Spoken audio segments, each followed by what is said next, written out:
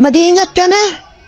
Presidente Bongbong Marcos, sabi ko nga sa inyo, dadating yung oras, magugulat ka na lang.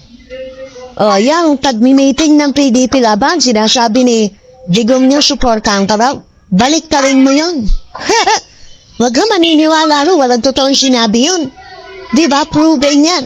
Kailan nagsabi ng totoo si Duterte, sabihin nyo sa amin. Lahat ba nang ipinangako niya, binatupad? Wala. Oh, ibig sabihin, proven na yan. Mga kaibigan, sa pagsasabi ng baliktad, diyan ka mag-ingat.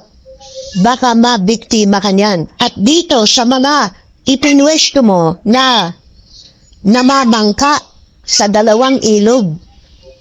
Oh, hindi ho ba? Ang pinagsisilbihang kami noon ay dalawa. Oh, bukod sa'yo, mas importante yung isa dahil maraming naipon na yun.